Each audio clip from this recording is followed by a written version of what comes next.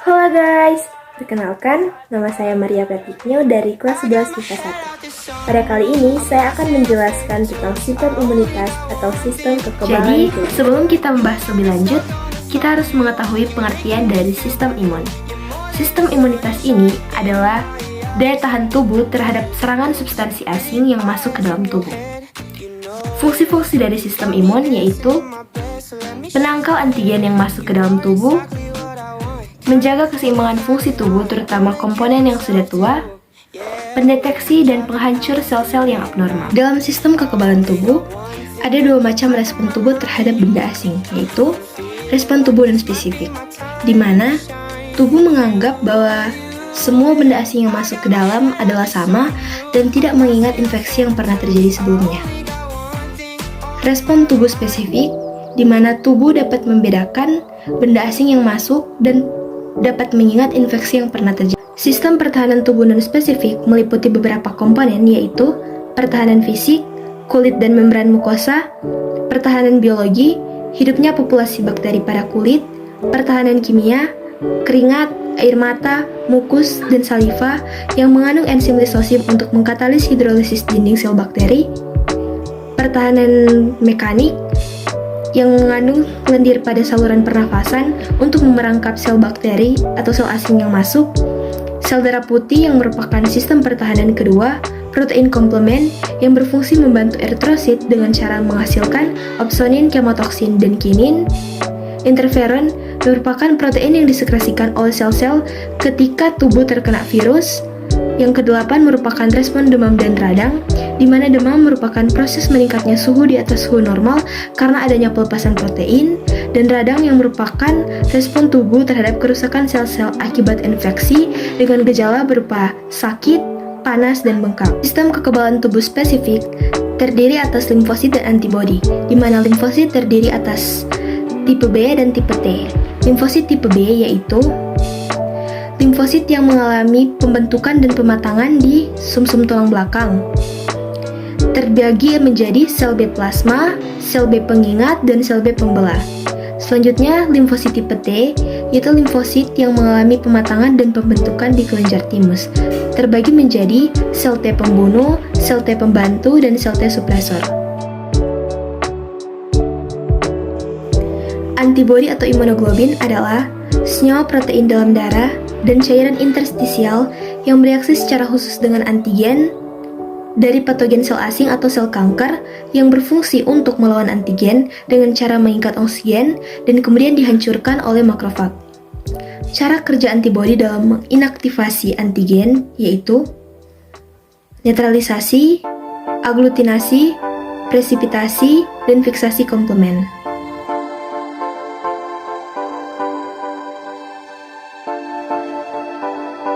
Kekebalan humoral melibatkan aktivitas sel B dan antibodi yang beredar dalam cairan darah dan limfa.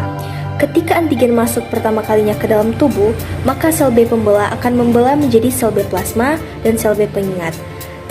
Sel B plasma ini yang berfungsi untuk mengikat antigen dan memudahkan kerja makrofag untuk menghancurkan kuman dan penyakit. Ketika sel B plasma mati, setelah infeksi ketika sel B plasma mati, maka sel B pengingat akan tetap hidup dalam waktu yang lama. Kekebalan seluler melibatkan sel T yang bertugas menyerang sel-sel asing atau jaringan tubuh yang terinfeksi secara langsung. Ketika sel T pembunuh berhadapan dengan antigen, maka sel T pembunuh akan menghancurkannya dengan cara merusak membran sel asing. Ketika infeksi berhasil ditangani, maka sel T supresor akan menghentikan sistem kekebalan tubuh dengan cara menghambat sel T pembunuh dan kerja antibodi atau batasi produksi antibodi. Jenis-jenis kekebalan tubuh yaitu kekebalan tubuh aktif dan kekebalan tubuh pasif.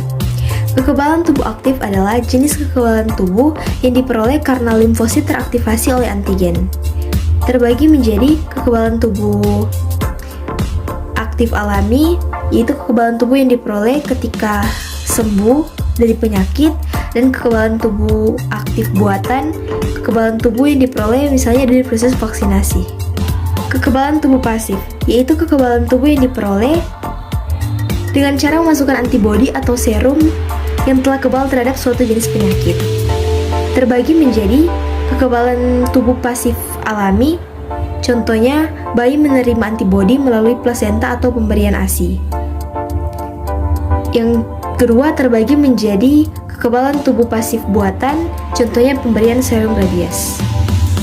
Selanjutnya kita akan membahas tentang gangguan-gangguan pada sistem imunitas, yaitu AIDS.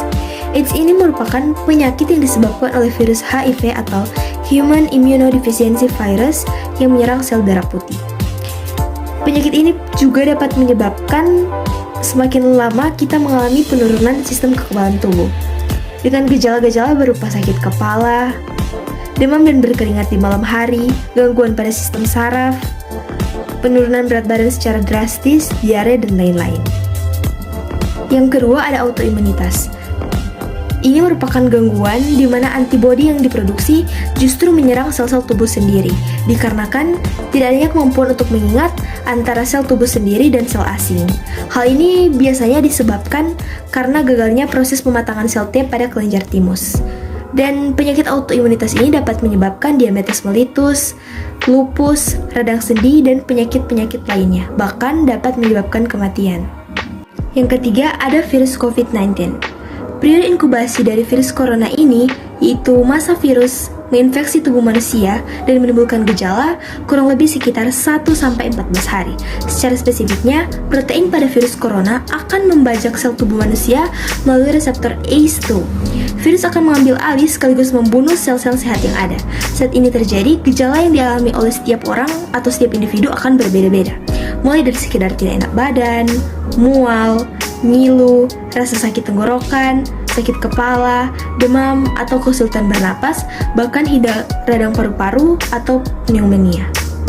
Pada beberapa kasus penderita COVID-19 lainnya, terutama pada pasien lansia, sistem imun ini juga dapat menciptakan apa yang dinamakan dengan badai sitokin. Sindrom badai sitokin ini terjadi ketika protein sitokin keluar dalam jumlah yang berlebihan.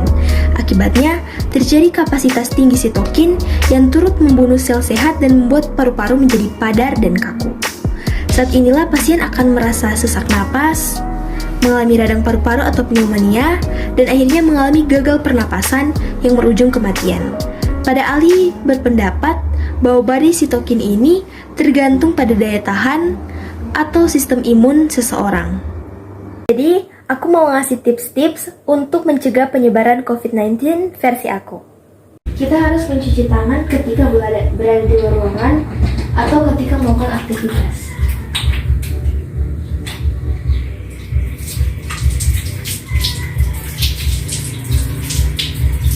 Ketika berada di luar ruangan, jangan lupa membawa masker dan menggunakan sanitizer.